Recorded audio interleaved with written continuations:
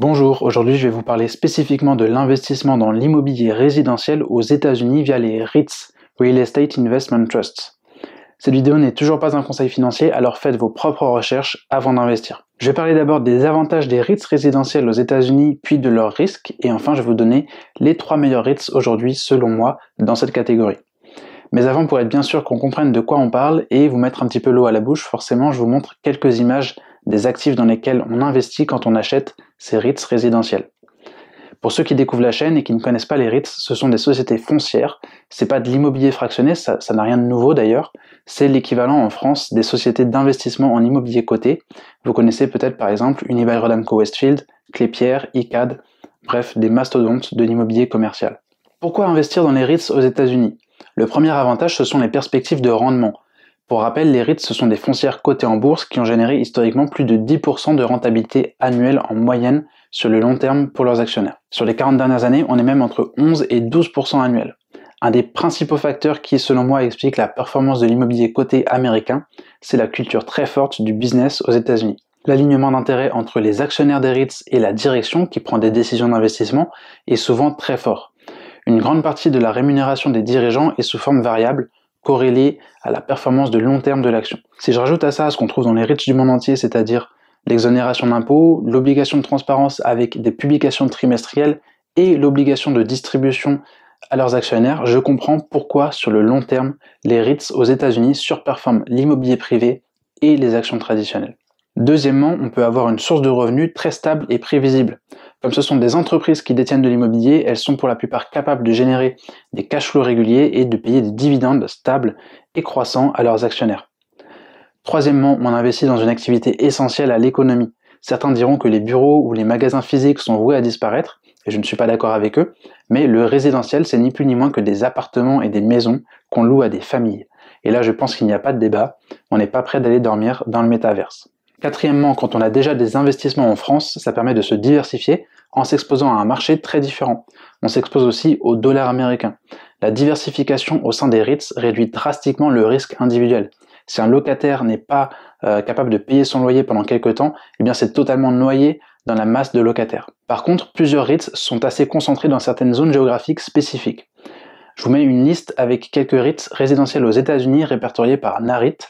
Il y a 3 classes principales de REITs résidentiels, les appartements, les parcs de maisons préfabriqués et les maisons individuelles. Avant, il y avait aussi des REITs spécialisés dans les logements étudiants, mais ils ont été rachetés par des fonds de private equity, capital investissement. Le dernier a été délisté par Blackstone en 2022. Le cinquième avantage, c'est la liquidité. Pour vendre un bien immobilier direct, vous devez d'abord trouver un acheteur, attendre souvent qu'il obtienne son financement et dans les périodes perturbées, prier pour qu'il l'obtienne. Et en quelques mois, voire parfois en quelques années, eh bien vous créez votre propre liquidité. Avec les REITs, c'est beaucoup plus simple. Vous pouvez voir à quel prix le marché vous achète vos parts instantanément et ensuite vous pouvez décider de vendre ou non d'ailleurs sur votre smartphone ou sur votre ordinateur en quelques clics et récupérer votre cash. Ça m'amène au plus noble des avantages des REITs, la liberté. Si un jour vous vous trouvez dans une situation de devoir quitter le pays ou bien de devoir vendre vos actifs rapidement, la liquidité des foncières sera votre meilleur atout. Même sans imaginer ces cas extrêmes, la liberté que procurent les REITs se trouve aussi dans l'absence totale de gestion de votre patrimoine immobilier. Quand vous êtes investisseur immobilier direct, en général vous vous développez votre patrimoine en vous endettant auprès d'une banque et ensuite en gérant des assurances, des locataires ou bien au minimum des agences. En étant propriétaire de REITs, c'est un petit peu comme si vous payez une équipe qui fait tout ça pour vous et qui vous le facture à des prix immensément réduits par rapport à de l'immobilier direct. Moi je le vois comme ça, en fait d'abord vous achetez une action à un prix qui en plus en ce moment est bien en dessous de la valeur de son patrimoine immobilier, en tout cas de l'estimation de son patrimoine.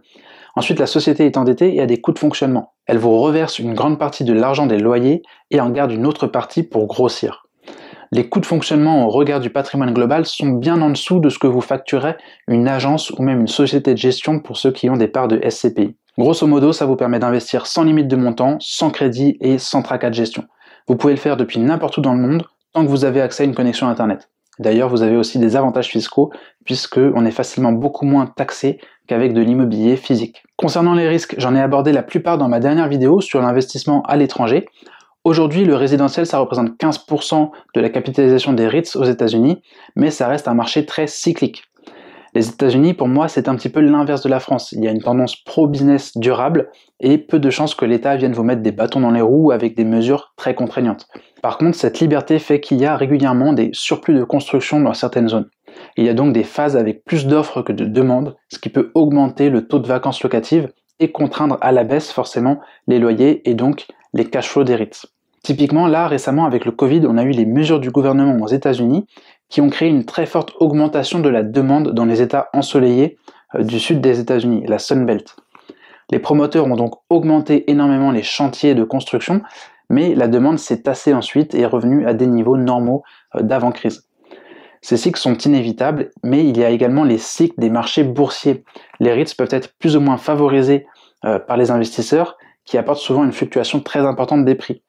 Pour les investisseurs long terme, c'est pas forcément gênant, mais c'est quand même bon à savoir. Et pour les REITs individuels, il y a tous les risques qui peuvent découler d'une mauvaise gestion. Je les détaille un petit peu plus dans ma dernière vidéo. Alors quels sont les 3 meilleurs REITs résidentiels selon moi?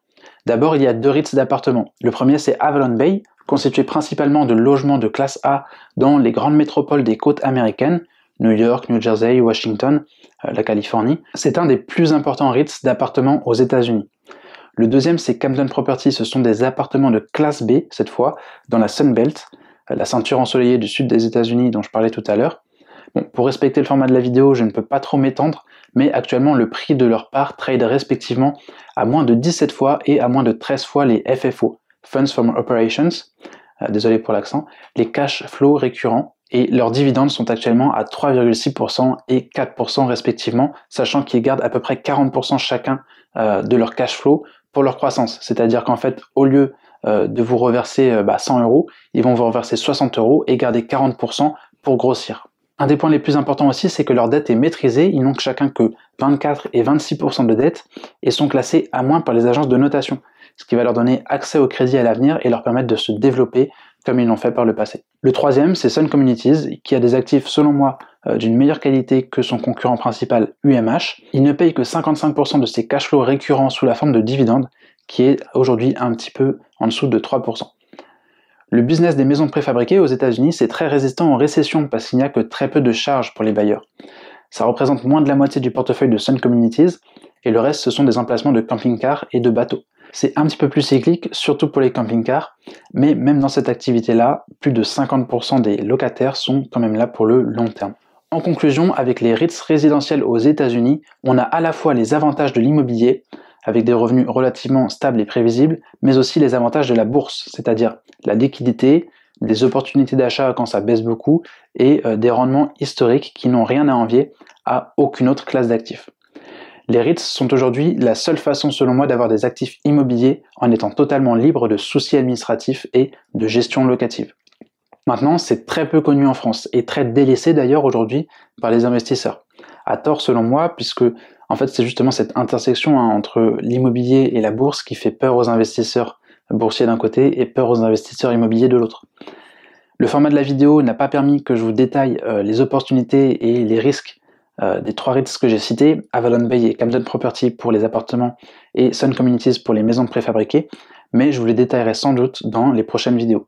Alors abonnez-vous à la chaîne Immobilier Passif, portez-vous bien et à bientôt.